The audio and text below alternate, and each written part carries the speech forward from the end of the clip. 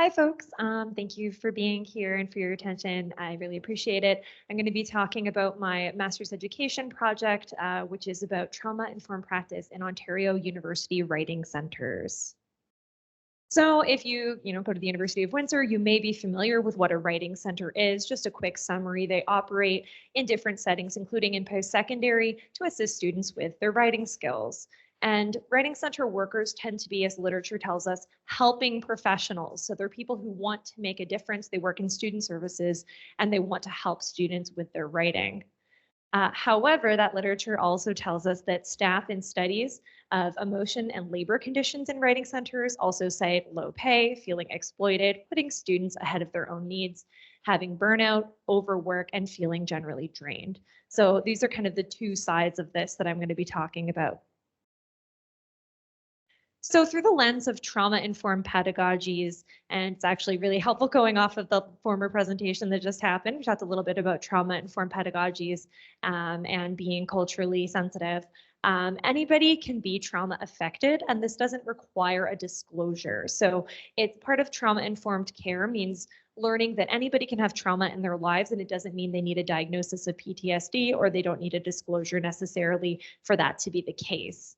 The overarching goal in trauma-informed pedagogies is taking that trauma-informed care and applying it to teaching and learning with a goal of centering learning at the same time as doing no harm. It doesn't seek to diagnose anybody. It doesn't label anybody. It doesn't want to put trauma affected people over here and other students over here. It's not remediating anybody, but actually centering equity and seeking to fix the system because trauma itself is mediated by power and oppression. So the system itself is what needs fixing as opposed to trying to quote unquote cure anybody. So for my particular study, what I did is a narrative inquiry. So I was looking at not just what the participants said, but how they described it, particularly pertinent for writing professionals. And I asked questions in a semi-structured interview style, a lot more conversational so that they can get that narrative across about how they perceive their experiences with student trauma. And as you'll see in a couple of slides, I'm going to highlight the voices of the participants. Trauma is very present in the writing center. I interviewed 8 participants from across Ontario from a variety of different writing centers, 6 different institutions, 8 people, 7 current working staff, and 1 former employee. And then I engaged in a reflexive thematic analysis. So for the rest of the presentation, I really want to highlight the voices of the participants because I think that is where the impact really is here. So they talked about the fact that in the writing center, a lot of folks come in and they don't have a writing problem, they have a life problem. And that might come up in their paper or just in a disclosure to the writing center staff.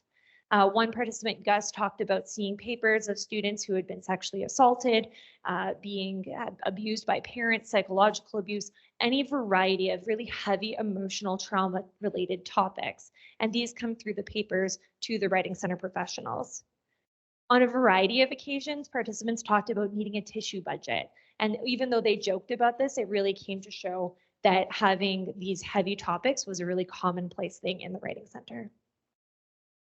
They also talked about a lack of training. Many participants talked about the fact that they'd not only got no training on how to be a consultant, but definitely no training about how to respond to a disclosure. So Emily says she's heard, here's a computer, let's get you some keys. And all of these are pseudonyms, by the way. Nora talked about how she became more prepared to deal with the disclosures as she worked in writing centers for over a decade. But when she first began hearing disclosures, she was not prepared and she had to learn that on her own how to handle those. Another issue is really the labor conditions in which people operate. So Gus says some days it's a matter of whether I get a sip of coffee between appointments.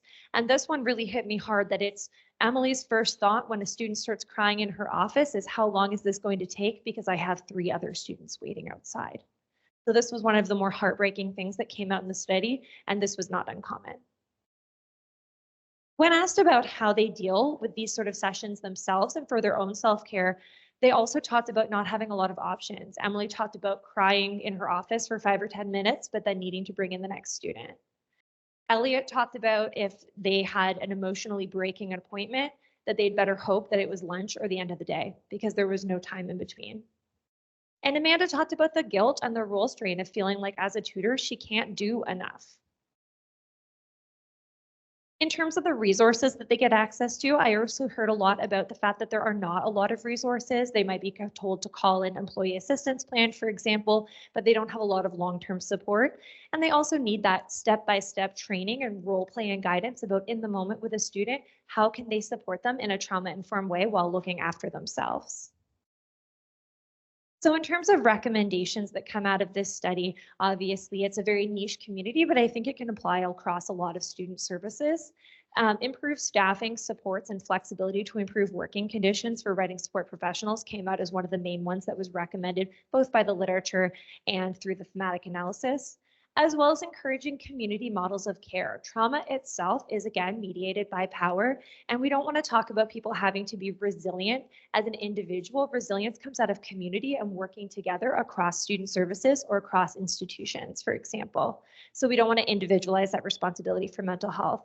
And finally, advocacy across the institution for system-wide trauma-informed practices so that this trauma is not making its way to these student service professionals and that maybe we can mitigate the trauma before it happens or support the students and the staff better if it does occur.